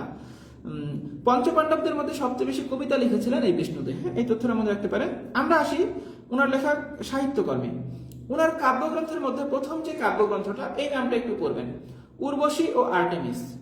উর্বশী ও আর্টেমিস, এই নামটা পড়বেন। তারপরে হচ্ছে চোরাবালি। চোরাবালি, সাত ভাই চম্পা। সাত ভাই চম্পা, সাত ভাই চম্পা নামে খুব সম্ভবত আরেকজন রাইটার একটা লেখা আছে, কাজী নজরুলেরই মনে একটা লেখা আছে। হ্যাঁ, কাজী নজরুল ইসলামেরই সাত ভাই চম্পা নামে একটা লেখা আছে। একটু খেয়াল করবেন, নাম রেখেছি কোমল গান্ধার, নাম রেখেছি কোমল গান্ধার। এগুলো পরীক্ষায় খুব বেশি একটা আসে না। উর্বশী ও আর্টেমিস, এই নামটা পরীক্ষায় আসে। হ্যাঁ, এটা একটু দেখবেন। অনুবাদ গ্রন্থের ক্ষেত্রে এলিয়টের কবিতা, বাংলায় টি.এস. ইলিয়টের প্রথম অনুবাদক হচ্ছে রবীন্দ্রনাথ ঠাকুর, দ্বিতীয় বিষ্ণুদেব। টি.এস. ইলিয়টের কবিতা আমরা পড়েছিলাম না, যে টি.এস. ইলিয়টের কবিতা বাংলা সাহিত্যে অনুবাদ করেন কে? ওই যে এ জার্নি টু ম্যাজাই, না ওইটা তো না, ওইটা তো গেল, ওইটা জার্নি টু ম্যাজাই। তীর্থযাত্রী একটা ছিল না, জার্নি অব দা, আমার পুরোটা এখন মনে হচ্ছে না, তীর্থযাত্রী নামে একটা লেখা ছিল। টি.এস. ইলিয়টের ওই লেখাটাকে অনুবাদ করেছিলেন রবীন্দ্রনাথ ঠাকুর। মানে ইংরেজি সাহিত্যে যে টি.এস. ইলিয়টের লেখা, সেটাকে অনুবাদ করেন রবীন্দ্রনাথ ঠাকুর। উনি প্রথম করেন, আর বিষ্ণুদেব দ্বিতীয় করেন, তবে পরীক্ষায় এটা আসে না। বুদ্ধদেব বসু, বুদ্ধদেব বসু ওনার ক্ষেত্রে পত্রিকার নামগুলো, বুদ্ধদেব বসু যে পত্রিকাগুলো সম্পাদনা করেছেন সেই নামগুলো দেখবেন। হ্যাঁ, যে পত্রিকাগুলো সম্পাদনা করেছেন সেই নামগুলো দেখবেন, ওনার এইটা পরীক্ষায় আসে, সবগুলো পত্রিকার নামই দেখবেন। এরপরে কাব্যগ্রন্থে আসি। কাব্যগ্রন্থের ক্ষেত্রে ওনার ক্ষেত্রে মর্মবাণী, মর্মবাণী, বন্দির বন্দনা, এই দুটো নাম দেখতে পারেন। বন্দির বন্দনা এটা বিশেষত গুরুত্বপূর্ণ। হ্যাঁ, স্বাগত বিদায় এটাও একটু দেখতে পারেন। মর্মবাণী, বন্দির বন্দনা, স্বাগত বিদায়, এগুলো পরীক্ষায় যে খুব আসে এরকম না, তবে এগুলো মানে এই রাইটারগুলো থেকে যদি পরীক্ষায় প্রশ্ন হয় এই তথ্যগুলোই দেওয়ার সম্ভাবনা থাকবে। উপন্যাস, বুদ্ধদেব বসু থেকে উপন্যাস লিখবেন সারা, সারা। হ্যাঁ, তারপরে লিখবেন হচ্ছে তিথিডোর, তিথিডোর। তারপরে লিখবেন হচ্ছে নির্জন স্বাক্ষর, নির্জন স্বাক্ষর। আরো কিছু আছে, এগুলো পরীক্ষায় খুব একটা আসে নাই। রাতভর বৃষ্টি, গোলাপ কেন কালো, আপনারা বিশেষ করে যেগুলো বললাম সারা, তিথিডোর, নির্জন স্বাক্ষর, এই তথ্যগুলো ভালোভাবে দেখে যাবেন। প্রবন্ধ গ্রন্থ, প্রবন্ধ গ্রন্থের ক্ষেত্রে দেখবেন হঠাৎ আলোর ঝলকানি, হঠাৎ আলোর ঝলকানি, এটা হচ্ছে ওনার একটা বিখ্যাত প্রবন্ধ। তবে এই নামে একটা কাব্যগ্রন্থ এই নামে একটা কাব্যগ্রন্থ আছে মনে হয়, ওইটা যে কার লেখা আমার এক্সাক্ট এই মুহূর্তে মনে নাই, আমরা সামনের দিকে পড়তে গেলেই পাবো। হঠাৎ আলোর ঝলকানি সৈয়দ ওয়ালিউল্লাহ হতে পারে, হ্যাঁ আমার এক্সাক্ট খেয়াল নাই, সৈয়দ ওয়ালিউল্লাহ হতে পারে। ওনার লেখা কাব্যগ্রন্থ খুব সম্ভবত হঠাৎ আলোর ঝলকানি। আর বুদ্ধদেব বসুর লেখা প্রবন্ধ গ্রন্থের নাম হচ্ছে হঠাৎ আলোর ঝলকানি। আরেকটা নাম দেখতে পারেন কালের পুতুল, মূলত হঠাৎ আলোর ঝলকানি, এই প্রশ্নটা পরীক্ষায় আসতে পারে। তারপরে নাটক, এগুলো খুব একটা আসে না। নাটকের ক্ষেত্রে একটা নাম পড়বেন তপস্বী ও তরঙ্গিনী, তপস্বী ও তরঙ্গিনী, এটা ওনার একটা বিখ্যাত নাটক, এই নামটা একটু পড়বেন, তপস্বী ও তরঙ্গিনী। অনুবাদের ক্ষেত্রে কালিদাসের মেঘদূত, কালিদাসের মেঘদূত নামে একটা লেখা ছিল, অনুবাদ করেছিলেন। এগুলো পরীক্ষা আসলে খুব বেশি আসে না, স্মৃতিকথা একটা দুইটা আছে, এগুলো যদি বিগত বছরের মধ্যে পান তাহলে পড়ে নিতে পারেন। এরপরে আসি হচ্ছে অমিয় চক্রবর্তী, অমিয় চক্রবর্তী। অমিয় চক্রবর্তীর ক্ষেত্রে এই যে রবীন্দ্রনাথ ঠাকুরের সাহিত্য সচিব ছিলেন তিনি। হ্যাঁ, রবীন্দ্রনাথ ঠাকুরের সাহিত্য সচিব ছিলেন অমিয় চক্রবর্তী। হ্যাঁ, এই তথ্যটা পরীক্ষায় মাঝে মাঝে আসে। ওনার কাব্যগ্রন্থের ক্ষেত্রে দুই চারটা নাম মনে রাখতে পারেন। ওনার প্রথম কাব্যগ্রন্থের নাম হচ্ছে খসড়া, তবে এটা পরীক্ষায় খুব একটা আসে না। মুক্তিযুদ্ধ ভিত্তিক একটা লেখা আছে অনিঃশেষ, অনিঃশেষ, এটা দেখতে পারেন। আর দু একটা প্রশ্ন মনে হয় পরীক্ষায় আগে আসতে দেখা গেছে, এক মুঠো, এক মুঠো। তারপরে হচ্ছে পালা বদল, পারাপার, এই তথ্যগুলো দেখতে পারেন। খসড়া হচ্ছে প্রথম, অনিঃশেষ হচ্ছে মুক্তিযুদ্ধ ভিত্তিক, এক মুঠো, পালাপাল, পারাপার, এইগুলো দেখতে পারেন। আর ওনার একটা বিখ্যাত কবিতা আছে, এই নামটা আবার পরীক্ষায় আসে, নামটা হচ্ছে বাংলাদেশ, কবিতার নামই হচ্ছে বাংলাদেশ। আমরা যে মুক্তিযুদ্ধ ভিত্তিক ওনার যে উপন্যাসটার কথা বললাম, না উপন্যাস বলতেছি, কাব্যগ্রন্থের কথা বললাম অনিঃশেষ, এই কাব্যগ্রন্থের অন্তর্গত কবিতা হচ্ছে বাংলাদেশ। আচ্ছা, কালকে কি আমরা এই পর্যন্তই বলেছিলাম নাকি আমাদের আজকে আরো আলোচনা করার কথা ছিল? আমি এক্সাক্ট ভুলে গেছি, আমাকে একটু বলেন। অনেক ক্লাস টাস এই করছি তো আমার পুরোপুরি মনে নাই যে এই পর্যন্তই নাকি আরো আছে। 2, 4, 6, 4, 10, 4, 14, 4, 18, 3, 21, 4, 25, 3, 28, 4, 32, 3, 35, 2, 37, 3, 40, 3, 43, 3, 46, 48, 50, 3, 53, 3, 56, এতগুলো এখন আছে কেন ভাই?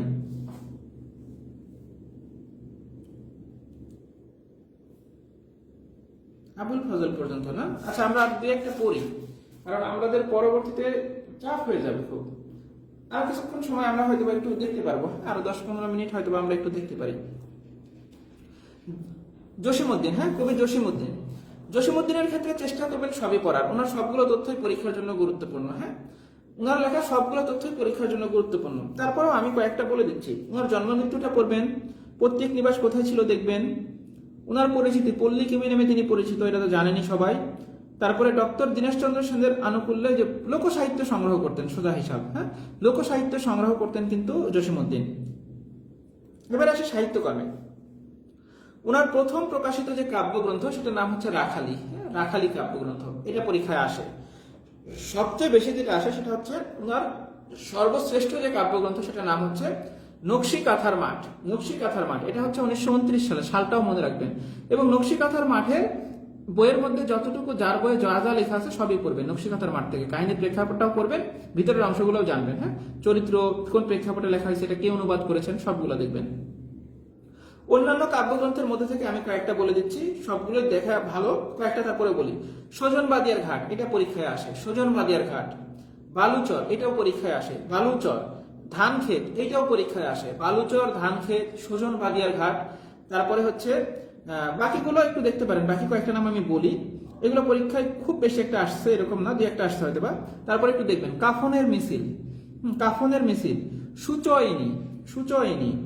তারপরে হচ্ছে মাটির কান্না, মাটির কান্না, মাঝে জননী কান্দে, মাঝে জননী কান্দে। হ্যাঁ, এই কয়েকটা একটু দেখতে পারেন। ওনার উপন্যাসের ক্ষেত্রে বোবা কাহিনী, এই উপন্যাসটার নাম মনে রাখবেন, এটা আবার পরীক্ষায় আসে। বোবা কাহিনী, হ্যাঁ, ওনার উপন্যাস। নাটক, নাটকের নামগুলো সবগুলোই মোটামুটি পরীক্ষায় আসার মতন। বেদের মেয়ে, ওনার একটা গীতিনাট্য বেদের মেয়ে, বেদের মেয়ে। তারপরে হচ্ছে আমরা গতকাল ক্লাসে পড়েছিলাম বেনের মেয়ে, বেনের মেয়ে এটা আবার লিখেছেন কে? হরপ্রসাদ শাস্ত্রী। আর বেদের মেয়ে এই নাটকটা লিখেছেন হচ্ছে জসীমউদ্দিন। মধুমালা, মধুমালা এটা নাটক। এখানে আবার একটু কনফিউশন হয়, মধুমালা নামে কিন্তু আরেকটা নাটক আছে যেটা লিখেছেন কাজী নজরুল ইসলাম। আবার একই নামে একটা নাটক লিখেছেন হচ্ছে জসীমউদ্দিন, অর্থাৎ একই নামে দুইটা নাটক লিখেছেন, একটা লিখেছেন কাজী নজরুল, একটা লিখেছেন জসীমউদ্দিন। পদ্মা পার, ওই যে বলছিলাম পদ্মা নিয়ে অনেকগুলো আছে, পদ্মাবতী, পদ্মগোখ্র, এই পদ্মার সাথে এটা সেটা অনেক কিছু বললাম না, এখন পদ্মা নিয়ে আরেকটা আসছে পদ্মা পার। পদ্মা পার এটা লিখেছেন জসীমউদ্দিন।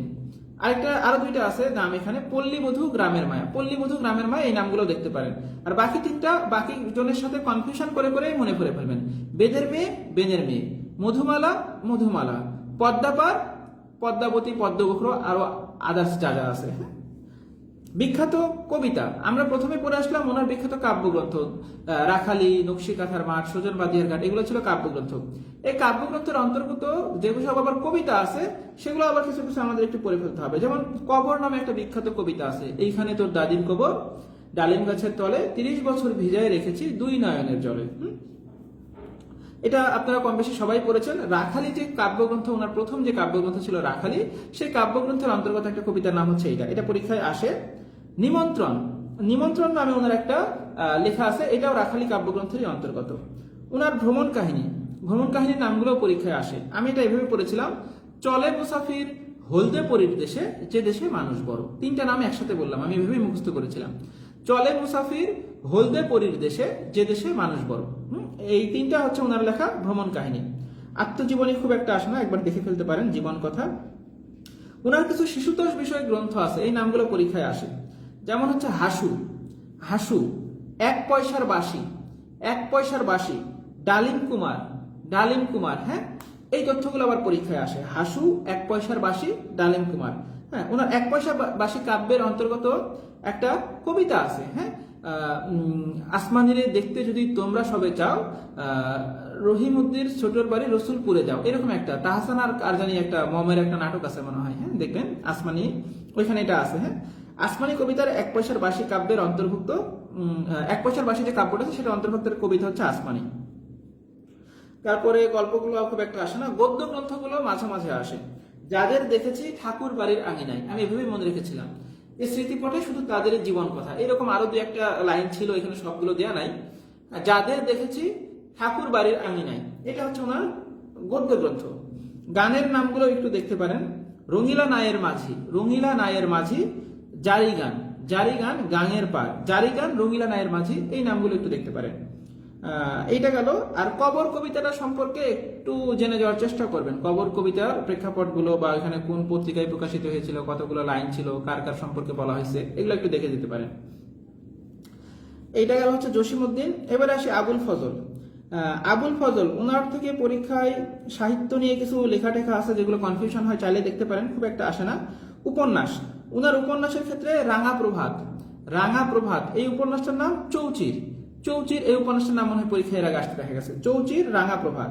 আত্মজীবনীমূলক ওনার একটা লেখা আছে, সেটার নাম হচ্ছে রেখাচিত্র, এই নামগুলো দেখলেই চলবে। রেখাচিত্র ওনার আত্মজীবনীমূলক লেখা, উপন্যাস হচ্ছে রাঙা প্রভাত, আর একটা হচ্ছে চৌচির। হ্যাঁ, আমার মনে হয় আমরা আরো ছোট ছোট 2-4 জন আছে, আমরা এটা একটু দেখে ফেলি আজকে, খুব বেশি না। আজকে আমরা আর 1 পৃষ্ঠার মতন পড়া শুরু করবো। আমার এখানে 1 পৃষ্ঠা, কিন্তু তথ্য আপনাদের কাছে কম হবে। সৈয়দ মুস্তফা আলী, এটা একটু লিখে ফেলবেন, সৈয়দ মুস্তফা আলী, লিখে আজকে আমরা শেষ করে দেবো। তিনিও রম্য রচনার জন্য বিখ্যাত ছিলেন। ওইদিকে আমরা বলেছিলাম আবুল মনসুর আহমদ, তিনিও রম্য রচনার জন্য খ্যাত। সৈয়দ মুস্তফা আলী, তিনিও কিন্তু রম্য রচনার জন্য খ্যাত ছিলেন। ওনার ভ্রমণ কাহিনী, আমরা একটা ভ্রমণ কাহিনীর নাম খুব শুনেছি, দেশে বিদেশে। হ্যাঁ, লেখকের প্রথম ভ্রমণ কাহিনী আমার প্রথম লাইনটাই ভুলে গেলাম, ওই যে কি জানি একটা সাদা ইয়ে নিয়ে, মনে নাই আর কি, কাবুল শহর নিয়ে লেখা, আফগানিস্তানের কাবুল শহর নিয়ে মিস্টার রহমান না এরকম কি জানি একটা আছে মনে হয়, হ্যাঁ, দেশে বিদেশে একটা লেখা, অনেকে হয়তো বা পড়েছেন। এই ভ্রমণ কাহিনীটা লিখেছেন সৈয়দ মুস্তফা আলী। আরেকটা আছে জলে ডাঙায়, হ্যাঁ, জলে ডাঙায়, আবার এরকম একটা নাম আছে দেখবেন পথে প্রবাসে, যেটা আবার লিখেছেন অন্নদাশঙ্কর রায়, হ্যাঁ। ওনার রম্য রচনার নামটা পরীক্ষায় আসে, পঞ্চতন্ত্র এই নামটা পরীক্ষায় আসে। আরেকটা আছে ময়ূরকণ্ঠী, তবে পঞ্চতন্ত্র এটা পরীক্ষায় আসে, পঞ্চতন্ত্র। উপন্যাস, উপন্যাসের ক্ষেত্রে অবিশ্বাস্য, আরেকটা হচ্ছে শবনম, এই দুইটা নাম মনে রাখতে পারেন, অবিশ্বাস্য, শবনম। আর শিশুতোষ গ্রন্থের মধ্যে মনে রাখতে পারেন চাচা কাহিনী, টুনি মেম, চাচা কাহিনী, টুনি মেম। আমি যেগুলো বলতেছি আপনারা একটু এরকম হতে পারে যে সবগুলো যদি এইসব রাইটারদের, বাকি ওই 25 জনের বাইরে বাকি রাইটারদের মধ্যে আমি বলারগুলো তো মনে রাখবেন, এগুলো একটু কষ্ট করে মনে রাখার চেষ্টা করেন। যদি নাও পারেন অন্তত বিগত বছরে যেগুলো আসছে সেগুলো যাতে ভুল না হয়, হ্যাঁ। আর কাজী নজরুল ইসলামের রুবাইয়াতি ওমর খয়াম নামে একটা গ্রন্থ ছিল, রুবাইয়াতি ওমর খয়াম আপনারা পড়ে এসেছেন, ওই গ্রন্থটার ভূমিকা আবার লিখে দেন হচ্ছে সৈয়দ মুস্তফা আলী, হ্যাঁ। এরপরে আমরা আসি হচ্ছে অন্নদাশঙ্কর রায়। অন্নদাশঙ্কর রায় একটু আগে আমরা বলছিলাম, ওনার প্রথম যে উপন্যাস সেটার নাম হচ্ছে অসমাপিকা, আরেকটা হচ্ছে এপিক ধর্মী একটা উপন্যাস আছে, নাম হচ্ছে অপসারণ। তারপরে পরীক্ষা এগুলো খুব বেশি একটা আসে না, আসতে দেখা যায়নি এরকম ভাবে, নাম চাইলে দেখতে পারেন, অসমাপিকা আরেকটা হচ্ছে অপসারণ। মূলত ওনার ক্ষেত্রে পরীক্ষায় ভ্রমণ কাহিনীটা পরীক্ষায় আসে। ওনার পথে প্রবাসে নামে একটা ভ্রমণ কাহিনী আছে, এই ভ্রমণ কাহিনীটার নাম পরীক্ষায় আসে। আরেকটা হচ্ছে ইউরোপের চিঠি, এই নামটাও দেখতে পারেন, মূলত পথে প্রবাসে, এটা গুরুত্বপূর্ণ। হুমায়ুন কবির, হুমায়ুন কবির ক্ষেত্রে পরীক্ষায় একটা তথ্যই ঘুরে ফিরে আসে, ওনার একটা উপন্যাস আছে, হ্যাঁ, নদী ও নারী, এই উপন্যাসটার নামই পরীক্ষায় প্রায় প্রায় আসে, হ্যাঁ। নদী ও নারী নামের বিখ্যাত উপন্যাসটি কে লিখেছেন? হুমায়ুন কবির, অথবা হুমায়ুন কবির রচিত লেখা নিচের কোনটি? আর পাশাপাশি উনি একটা পত্রিকার সম্পাদনা করে স্মরণীয় হয়ে আছেন, সেই নামটা একটু দেখবেন, চতুরঙ্গ নামে একটা পত্রিকা আছে, চতুরঙ্গ, চতুরঙ্গ পত্রিকার সম্পাদক হুমায়ুন কবির, এবং ওনার একটা বিখ্যাত উপন্যাস হচ্ছে নদী ও নারী, এইটুকু পড়লেই হবে। এরপর আসি নুরুল মোমেন। নুরুল মোমেনের ক্ষেত্রে মূলত একটা তথ্যই পরীক্ষায় আসে, সেটা হচ্ছে নেমেসিস নামে একটা নাটক আছে, নেমেসিস নামে একটা নাটক আছে। এই নাটকের প্রেক্ষাপটটা এবং এই নাটক সম্পর্কিত যা যা তথ্য আছে, এই নাটকের কাহিনীটা একটু ভালোভাবে জেনে যাবেন, কারণ এখান থেকে পরীক্ষায় প্রশ্ন আসে, হ্যাঁ।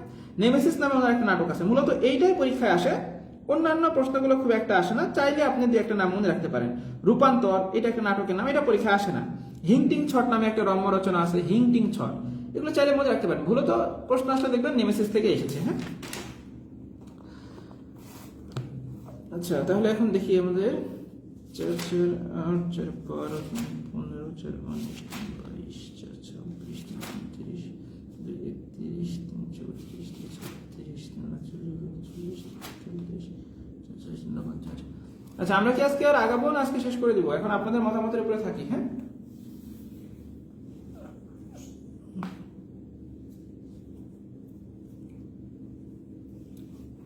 আমরা কি আজকে আগাবো নাকি আজকে এখানে শেষ করে দিব?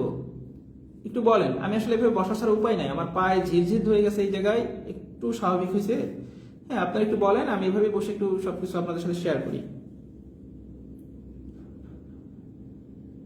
মানে আমার ক্ষেত্রে হয় কি, আমি আসলে যেভাবে কমফোর্ট ফিল করি সবসময় ওইভাবেই থাকার চেষ্টা করি। মানে আপনাদের সাথে আরো মনে হয় যে আপনাদের সাথে ইনফরমালিটির বা এরকম তো কিছু নাই, আপনাদের তো সবসময় বলি যে আমাদের যা কিছু বা আমার সবই আপনাদের সাথে শেয়ার করি। এজন্য যখন যেভাবে থাকি, লুঙ্গি পরেই হোক, গেঞ্জি পরেই হোক, বা যে অবস্থাতেই হোক, ওইভাবে এসে সরাসরি, মানে আমার ওই যে সবসময় যাবে, আমার কাছ থেকে আপনার যেটা নেওয়ার সেটা আপনি পেলেন কিনা একটু দেখেন, ওইটা পেলেই হবে। যদিও এগুলোর দরকার আছে, আমি নিজেও বুঝি, তারপরেও আমার মাঝে মাঝে এখন হয় যে আমাকে তো অনেকটা চেঞ্জ করতে হবে নিজেকে, ইনশাল্লাহ হয়েও যাবে।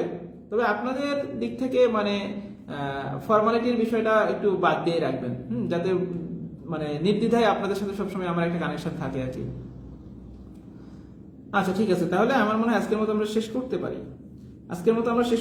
এখনো মনে হয় 50 জন বা 49 জন রাইটার থাকলে কালকে আমরা একইভাবে সিরিয়ালি একটা একটা করে রাইটার এভাবে বলতে থাকবো, হ্যাঁ। মানিক বন্দ্যোপাধ্যায়টা একটু বড় আছে, শওকত ওসমান একটু বড় আছে, তারপর হচ্ছে ফজলুল আহমদ একটু বড় আছে, সৈয়দ ওয়ালিউল্লাহ মুনির চৌধুরী একটু বড় আছে, শামসুর রহমান বড় আছে, আলাউদ্দিন আল আজাদ কিছুটা, জহির রায়হান আছেন, সৈয়দ শামসুল হক, তারপরে হচ্ছে আখতারুজ্জামান ইলিয়াস, এদিকে সেলিনা হোসেন, হুমায়ুন আহমেদ, এই তো মোটামুটি, হ্যাঁ। আচ্ছা, সমস্যা নাই, আমরা আগামী 2টা ক্লাসে ইনশাল্লাহ শেষ করতে পারবো। আপনাদের সিলেবাসটা আমি চাচ্ছি একটু মানে দ্রুততম সময়ের মধ্যেই শেষ করে দিতে আর কি। হ্যাঁ, শেষ করে দিতে বলতে আমাদের সিলেবাস যেভাবে আছে সেভাবেই তো শেষ হবে, এটা নিয়ে চিন্তা নাই। কিন্তু যাতে করে আমরা পরীক্ষার পূর্বে যথেষ্ট পরিমাণ সময় পাই রিভিশন করার জন্য। পাশাপাশি আপনাদের এক্সাম দেওয়ার কথা আছে, দেখা গেল অনেকেই, আমি জানি অনেকেই যতই বলি না কেন অনেকেই এক্সাম দিবেন না, কিছুদিন দেওয়ার পরে ইয়ে করে ফেলবেন। তো আপনার কাছে যেটা ভালো মনে হয়, আপনার যদি মনে হয় আমি নিজে থেকে রিভিশন করতে পারবো, তো আপনি রিভিশন করেন। হ্যাঁ, তবে আপনি যদি যে পরীক্ষাগুলো আমরা নিব ওই 55টা পরীক্ষার মধ্যে একটা নির্দিষ্ট রুটিন থাকবে, সিলেবাস থাকবে। আপনারা যদি পারেন ওই রুটিন এবং সিলেবাসের সাথে তাল মিলিয়ে নিয়ে 55টা পরীক্ষা কিন্তু চাইলে নিজেরা দিতে পারেন এবং ওইটার সাথেই সিলেবাসটা একবার শেষ করতে পারেন। আর যদি মনে করেন যে ওর পাশাপাশি আপনি আদার্স কিছু পড়তে পারবেন, আজকের পরীক্ষার পড়া শেষ করে আপনি আলাদাভাবে কিছু পড়তে পারবেন, নিজের কোনো সাবজেক্টে দুর্বলতা থাকলেও বা আপনি নিজের মতন করে এই রুটিনটা সাজাই নিয়েছেন সেটাও করতে পারেন। মানে আলটিমেটলি ওই সময়ের মধ্যে সময়ের সাথে সমন্বয় করে রিভিশন করার জন্য আপনার যা যা করা লাগে আপনারা নিজে বুঝে আপনার জন্য যেটা বেস্ট হয় সেটাই করার চেষ্টা করবেন। আচ্ছা, তাহলে আজকের মতো তাহলে আমার মনে হয় আমি শেষ করতে পারি। আজকের মতো আমি শেষ করে দেই। তারপরে 1 ঘন্টা ক্লাস হয়ে গেছে, বললাম না কথা বলতে লাগলে বোঝা যায় না। আমার তো মাঝে মাঝে মনে হয় আমি মনে হয় আধা ঘন্টা কথা বললাম, আপনারা হয়তো মাঝে মাঝে একটু বিরক্ত হন আর কি। আচ্ছা ঠিক আছে, তাহলে আজকের মতো আমরা শেষ করি। ইনশাল্লাহ আগামীকাল একই সময়ে আপনাদের সাথে দেখা এবং কথা হবে। কয়েকদিন পর তো আসতেছে হচ্ছে বিশ্বকাপ, যেদিন যেদিন অন্ততপক্ষে বাংলাদেশের খেলাগুলো আছে আমরা সেই দিন কিন্তু একটু এদিক সেদিক করলে করতে পারি। হ্যাঁ, এটা আগে থেকেই বলে দিলাম, কারণ আপনাদের মধ্যেও অনেকে ম্যাক্সিমাম মোর দেন 50% এইটাই বলে ক্লাসের টাইমে যে ভাই বাংলাদেশের খেলা আছে, বিশ্বকাপের খেলা এই সেই। তারপরে আমরা চেষ্টা করব, সবই ঠিকঠাকই থাকবে, 2-1 দিন ব্যতিক্রম হইলে হইতে পারে। হ্যাঁ,